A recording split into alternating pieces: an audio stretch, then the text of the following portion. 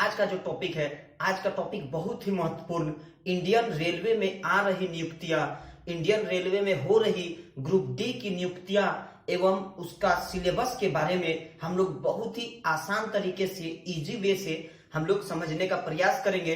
पूरी step by step तरीके से फॉर्म फिलअप करने से लेकर आपकी बहाली की अंतिम ज्वाइनिंग लेटर तक की कहानी के साथ साथ पूरे सिलेबस में टॉपिक वाइज आपसे मैं विचार विमर्श करने आया हूं, आपको मैं बताने आया हूं। तो अगर आप इस चैनल में नए हैं तो प्लीज इस चैनल को सब्सक्राइब कीजिए, बेल बटन को दबाइए और हाँ, किसी भी प्रकार का क्वेरी हो तो आप कमेंट बॉक्स में कमेंट करें। आज का जो टॉपिक है, आज का टॉपिक बहुत ही महत्वपूर्ण, इंडियन रेलवे में हो रही ग्रुप डी की नियुक्तियों के बारे में जानकारी है, जो संपूर्ण विश्लेषण है। साथ ही साथ सिलेबस को हम लोगों ने पार्ट बाय पार्ट तोड़कर कौन सा टॉपिक सबसे ज्यादा महत्वपूर्ण है और कौन सा टॉपिक से सबसे ज्यादा प्रश्न पूछे जाते हैं, इस प्रकार सिलेबस में आप किस प्रकार उत्तीर्ण हो, इस प्रकार की तमाम जानकारियों को समेटते हुए यह बीके गूगल एवं बीके गूगल की टीम आप तक पहुंच रही है। तो चलिए आज का टॉपिक शुरू करते हैं। सबसे पहला दोस्तों कि हम लोग जानते हैं कि इस वैकेंसी का जो नाम होता है वह इंडियन रेलवे के अंतर्गत आता है एवं इसका जो वैकेंसी है यह ग्रुप डी कहलाता है। ग्रुप डी कहने का अर्थ होता है दोस्तों, इंडियन रेलवे में विभिन्न कामों के लिए हेल्पर की आवश्यकता पड़ती है, तो हेल्पर पोस्ट है। ग्रुप डी कहने का अर्थ होता है दोस्तों कि यह एक हेल्पर पोस्ट है। आप सबसे पहले जान ले कि ग्रुप डी एक्चुअली में होता क्या है और इसमें कौन कौन सी पोस्ट है। तो यह एक हेल्पर पोस्ट है। इंडियन रेलवे में आपको बतौर हेल्पर के नियुक्त किया जाएगा, जिसमें 4th ग्रेड की यह नियुक्ति है दोस्तों। 4th ग्रेड में हेल्पर में आपकी नियुक्ति होगी, जिसमें ट्रेड जो है दोस्तों, लाइनमैन जिसको हम लोग गैंगमैन बोलते हैं, ट्रैकमैन जो रेलवे ट्रैक में आपकी ड्यूटी दी जाएगी, porter, electrician, operating department and इस प्रकार की जो वैकेंसीज है दोस्तों, यह इंडियन रेलवे आप तक पहुंचाती है। तमाम आवेदनकर्ता के लिए एक खुली निविदा, एक खुली बहाली देती है, जिसका ऑफिशियल वेबसाइट www.rrb.gov.in है। rrb.gov.in रेलवे रिक्वायरमेंट बोर्ड, अर्थात किसी भी प्रकार की जो रेलवे की नियुक्ति होती है उसकी ऑफिशियल डाटा की जानकारी rrb.gov.in में रहती है। नेक्स्ट आते हैं दोस्तों कि इसमें उम्र कितना चाहिए। तो इसकी न्यूनतम उम्र जो है दोस्तों 18 वर्ष एवं इसमें जो न्यूनतम क्वालिफिकेशन है वह है 10th पास अर्थात मैट्रिक पास के साथ साथ इसमें आपको 1000 मीटर का रन होता है और 1000 मीटर के रन के साथ 100 मीटर जो है आपको 20 केजी वेट ढोकर 100 मीटर की आपको चलना होगा, 100 मीटर आपको दौड़ना होगा। नेक्स्ट आता है दोस्तों कि इसमें जो नियुक्ति होती है वह बहुत ही बड़ी संख्या में होती है। अभी हाल ही में ले लीजिए 2018 की नियुक्ति, 2018 में जो इसकी सीटें थी, इसकी सीटें लगभग 1 लाख प्लस थी। तो इसकी जो नियुक्ति होती है दोस्तों बहुत ज्यादा संख्या में होती है और इसमें जो नियुक्ति प्रक्रिया है, इसमें जो नियुक्ति का स्टेप है वह है, सबसे पहले आपका रिटन एग्जाम होगा। रिटन एग्जाम के बाद दोस्तों आपकी शॉर्टलिस्ट की जाएगी, आपको फिजिकल के लिए बुलाया जाएगा, फिजिकल के बाद आपको मेडिकल किया जाएगा और मेडिकल के बाद आपको डॉक्यूमेंट वेरिफिकेशन के लिए आपको बुलाया जाएगा और फाइनल में आप तक मेरिट लिस्ट पहुंचती है। तो आते हैं दोस्तों सबसे इंपॉर्टेंट टॉपिक की फॉर्म अप्लाई करना, ये बाहरी चीज हो गया, लेकिन एग्जाम में विशेष करके किस प्रकार प्रश्न को पूछा जाता है, एग्जाम में हम किस प्रकार की तैयारी करें। तो एग्जाम का जो पैटर्न होता है दोस्तों, वो एग्जाम का सिलेबस को विशेष करके मैं बताने आया हूं। तो एग्जाम का जो सिलेबस है दोस्तों, उसमें आप समझे कि मैथ से जो क्वेश्चन रहेंगे दोस्तों 25 क्वेश्चन रहेंगे, रीजनिंग से 30 क्वेश्चन, जीएस अर्थात जनरल साइंस से 25 question, GA and current affair, GA general awareness एवं करंट अफेयर से 20 क्वेश्चन, अर्थात टोटल 100 प्रश्नों का यह परीक्षा होगा। और इसमें नेगेटिव मार्किंग भी है दोस्तों, इस बात को आप ध्यान दें, 1/3 नेगेटिव मार्किंग है। आप एक बार ध्यान से सुने कौन सा प्रश्न कितने रहेंगे। सबसे पहले तो जान ले कि इसमें टोटल अंक जो है, टोटल अंक 100 अंकों का है एवं 100 प्रश्न रहेंगे, जिसमें से मैथमेटिक्स से 25 क्वेश्चन, रीजनिंग से 30, जीएस से 25 और करंट अफेयर से 20। इस प्रकार आपकी 100 अंकों की परीक्षा होगी 100 प्रश्नों के साथ। तो आते हैं दोस्तों टॉपिक्स पे, कि सबसे पहले आते हैं दोस्तों बुक्स पे, कि कौन सा बुक्स खरीदे, कौन सा बुक्स सबसे बेहतर होगा आप एक सफल ग्रुप डी के का उम्मीदवार बनाने के लिए। तो आते हैं दोस्तों सबसे पहला बुक जो मेरा हमेशा से ही प्रीफर रहता है दोस्तों, किसी भी प्रकार का मैट्रिक स्तर, इंटर स्तर, किसी भी प्रकार का प्रतियोगिता परीक्षा में जो रामबाण बुक होता है वह मेरे अंदाज से 2 होता है। पहला है कि इंसाइक्लोपीडिया चिल्ड्रन या चिल्ड्रंस इंसाइक्लोपीडिया, इस प्रकार का जो बुक है दोस्तों आपको मिल जाएगा मार्केट में। इस प्रकार का बुक को आप खरीदे और अवश्य ही पढ़ें। दूसरा आता है दोस्तों एनसीईआरटी का 6 to 12, एनसीईआरटी का 6 to 12 और इंसाइक्लोपीडियाज। आपको किसी भी प्रकार का बुक खरीदने का आवश्यकता नहीं होगा एवं पढ़ने में भी आपको इंटरेस्ट जगाएगी, क्योंकि विश्लेषण बहुत ही सटीक तरीके से और बहुत ही उम्दा तरीके से दिया जाता है। नेक्स्ट आते हैं दोस्तों लुसेंट, जो लुसेंट लगभग सभी अभ्यर्थी के पास होगा। स्पीडी का बुक एंड स्पीडी का करंट अफेयर्स, अंक गणित आरएस अग्रवाल का या सगीर अहमद का एवं भरभल रीजनिंग आरएस अग्रवाल का। इस प्रकार के बुक्सों को आप चयन करें, चयनित करके आप अध्ययन करें, निश्चित रूप से आपको लाभ मिलेगा और निश्चित रूप से आप एक ग्रुप डी के सफल उम्मीदवार बन जाएंगे। नेक्स्ट आते हैं दोस्तों कि इसमें जो चैप्टर्स है, जितने भी चैप्टर वाइज हम समझने का कोशिश करेंगे कि किस किस प्रकार के प्रश्न पूछे जाते हैं। तो सबसे पहला जो चीज हम लोग देखते हैं वो है मैथ। मैथ में दोस्तों नंबर सिस्टम से 1 या 2 प्रश्न रहते हैं।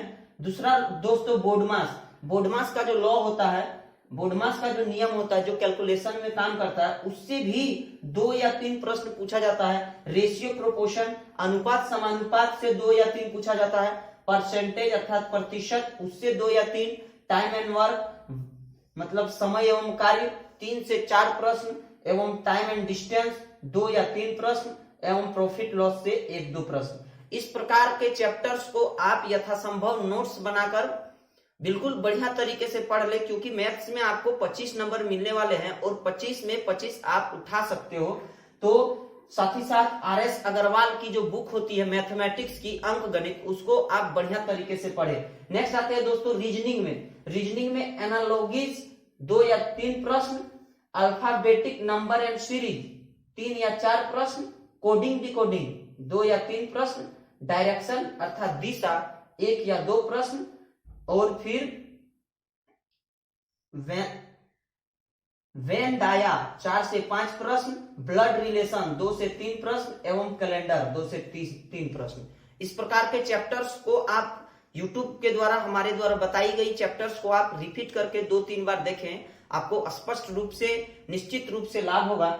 दोस्तों अगर आप इस YouTube चैनल में नए हैं तो प्लीज इस YouTube चैनल को सब्सक्राइब कीजिए, अपने दोस्तों के साथ शेयर कीजिए और वीडियो पसंद आए तो लाइक कीजिए। किसी भी प्रकार का क्वेरी हो तो कमेंट कीजिए। निश्चित ही बीके गूगल आपको 10th इंटर लेवल की तमाम नौकरियों के बारे में विश्लेषण, तमाम युवाओं को नौकरियों के बारे में विश्लेषण देती है एवं आगे भी देने का काम करेगी। तो अगर आप इस YouTube चैनल में नए हैं तो प्लीज इस YouTube चैनल को शेयर कीजिए, सब्सक्राइब कीजिए और दोस्तों के साथ शेयर अवश्य कीजिए। नेक्स्ट आते हैं दोस्तों जीए या करंट अफेयर्स में। करंट अफेयर्स में दोस्तों इंपॉर्टेंट होता है स्पोर्ट्स, कौन सा स्पोर्ट्स से किसने स्वर्ण पदक जीता, किसने किस प्रकार कौन सा खेल में कप्तान है, इस प्रकार का स्पोर्ट्स का क्वेश्चन देखें। इकोनॉमिक्स, भारतीय इकोनॉमिक्स, बाजार की स्थिति क्या है, जीडीपी क्या है, इस प्रकार के प्रश्नों को देखें। सीईओ या अपॉइंटमेंट अर्थात किस कंपनी का सीईओ किसे दिया गया, कौन अपॉइंट किया गया, अभी वर्तमान में इस कंपनी के सीईओ कौन है, इस प्रकार। करंट अफेयर से दोस्तों 8 या 9 प्रश्न रहेंगे। तो करंट अफेयर्स में आप ध्यान देंगे दोस्तों कि करंट अफेयर जो है विगत लगभग 9 महीने का करंट अफेयर्स को आप तैयारी करें। 9 महीने का करंट अफेयर तैयारी करने के बाद आपको बहुत ही आसान तरीके से आपको एग्जाम में पूछे जाते हैं। नेक्स्ट आते हैं दोस्तों जियोग्राफी से 2 या 3 प्रश्न रहते हैं एवं हिस्ट्री से भी 2 या 3 प्रश्न रहते हैं। इसके बाद आते हैं दोस्तों जीएस में। तो जीएस जो है दोस्तों उसमें पूछा जाता है फिजिक्स से 7 या 8 प्रश्न, केमिस्ट्री से 9 या 10 प्रश्न एवं बायोलॉजी से 6 या 8 प्रश्न। इस प्रकार जो दोस्तों आपकी सिलेबस को मैंने समझाने का प्रयास किया आसान भाषा में, चैप्टर बाय चैप्टर, तो आप कृपया इसे अमल में लाएं, इसे देखकर अनदेखा ना करें। आप कलम कॉपी डायरी के साथ नोट आउट करें किस प्रकार के चैप्टरों से कितने प्रश्न आएंगे एवं आपका कौन सा चैप्टर कमजोर है, कौन सा चैप्टर बेहतरीन है। इस प्रकार आपको अध्ययन करने से हमेशा से ही मैं बताता हूं कि अगर आप नोट्स बना के इस प्रकार आप अध्ययन करते हैं तो आपको निश्चित रूप से सफलता एक ना एक दिन अवश्य मिलती है। एग्जाम होने के बाद दोस्तों हम लोग जानते हैं कि कितने मार्क्स पे कट ऑफ आता है, कितने मार्क्स आपको लाना पड़ेगा कि कट ऑफ में आप पास करें या आपको आगे की चरण में आप जाएं। तो इसके लिए सबसे पहले आप ध्यान दें दोस्तों, जो बोर्ड होती है उस बोर्ड के आधार पे ही मार्क्स चयन होता है। किसी किसी बोर्ड में आपको बहुत कम मार्क्स में भी हो जाती है नियुक्ति, और किसी किसी बोर्ड में हाई मार्क्स लाने पर भी आपकी नियुक्ति नहीं होती है। तो एक एवरेज हम लोग निकाले हैं दोस्तों, एक एवरेज बीके गूगल एवं बीके गूगल की टीम के द्वारा निकाला गया है मार्क्स को लेकर। तो आप एक एवरेज रूप से समझे कि कितना मार्क्स लाने पे आपको बेनिफिट है, कितना मार्क्स लाने पे आपको जॉब हो जाएगा, आप किस जाति से रिलेट करते हैं उसके आधार पे आपको कितना परसेंटेज लाना आवश्यक होगा। तो ध्यान दें दोस्तों, जनरल कैटेगरी के लिए 75 से 85, अगर आप जनरल कैटेगरी के आवेदन करता है तो आप 75 से 85% तक अगर आप लाते हैं तो आपका ग्रुप डी में सिलेक्शन हो जाता है। ओबीसी में 70 से 75, ओबीसी में 70 से 75% अगर आप लाते हैं तो आपका सिलेक्शन हो जाता है। एसटी एससी में 60 से 65%, अर्थात एसटी एससी में 60 से 65% का अंक प्राप्त करने पर आपको ग्रुप डी में बहाली लगभग हो जाती है। नेक्स्ट आते हैं दोस्तों फिजिकल, अर्थात फिजिकल हैंडीकैप पीएच में, तो 50 से 60% पीएच का भी जनरल बात चली जाती है दोस्तों। इस प्रकार हमने जाना कि जो सिलेबस होती है वो कितने मार्क्स लाने पर कट ऑफ कितना जाता है। तो आप ध्यानपूर्वक मेरे वीडियो को देखें एवं उसे अनुसरण करें। मेरा वीडियो बनाने का मकसद आपको अनुसरण करवाना है, आपके साथ चलना है। और बीके गूगल एवं बीके गूगल की टीम लगातार आपके लिए विभिन्न प्रकार के जॉब्स रिलेटेड जानकारियां लाएंगी एवं लाती है। तो अगर आप बेरोजगार युवा हैं, अगर आपके घर में कोई बेरोजगार है, तो आप इस YouTube चैनल को सब्सक्राइब करके रखिए, आपको अप टू डेट जानकारियां देते रहेंगी। नेक्स्ट आते हैं दोस्तों, आपको जब हो जाता है एग्जाम पास करने के बाद जो शॉर्टलिस्ट हो जाते हैं, शॉर्टलिस्ट होने के बाद आपको मेडिकल के लिए बुलाया जाता है दोस्तों। मेडिकल में क्या क्या इंपॉर्टेंट है उस बात को समझे। मेडिकल में जो इंपॉर्टेंट है दोस्तों, सबसे पहला इंपॉर्टेंट, वेरी वेरी इंपॉर्टेंट, आपकी आई साइट 6/6 होनी चाहिए। नेक्स्ट आते हैं दोस्तों, दांत साफ होना चाहिए, मसूड़ा स्वस्थ होना चाहिए। आप ध्यान दें, इस प्रकार की अगर आपको किसी भी प्रकार की बीमारी हो तो आप उसका इलाज अभी से करना शुरू करें। नेक्स्ट, आपका कान साफ होना चाहिए, मानसिक एवं शारीरिक रूप से स्वस्थ तंदुरुस्त होना चाहिए, हंसमुख चेहरा होना चाहिए।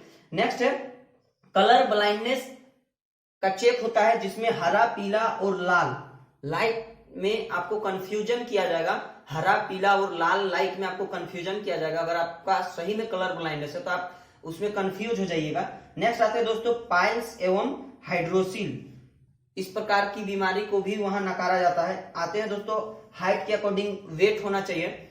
और सबसे जरूरी बात दोस्तों कि आप मेडिकल में जाने के बाद अगर आपको किसी भी परिस्थिति में आपको छांट दिया जाता है तो आपको रीमेडिकल के लिए आवेदन करना होता है। रीमेडिकल के लिए आवेदन करने पे आपका फिर से रीमेडिकल का डेट आता है, फिर आप रीमेडिकल के लिए जाते हैं। के बाद दोस्तों इस प्रकार की प्रक्रिया को पार करने के बाद आपका फाइनल मेरिट लिस्ट आता है। फाइनल मेरिट लिस्ट के बाद डॉक्यूमेंट वेरिफिकेशन का कार्य होता है, और डॉक्यूमेंट वेरिफिकेशन के बाद आपका ज्वाइनिंग लेटर आप तक पहुंचती है। दोस्तों बीके गूगल एवं बीके गूगल की टीम लगातार निस्वार्थ भाव से कर्म कर रही है, निस्वार्थ भाव से आपके लिए वीडियोज ला रही है। तो आप प्लीज इस YouTube चैनल को बढ़ाएं एवं बढ़ाने में सहायता करें। आप अपने दोस्तों के साथ इस वीडियो को अवश्य ही शेयर कीजिए। थैंक यू दोस्तों, थैंक यू वेरी मच।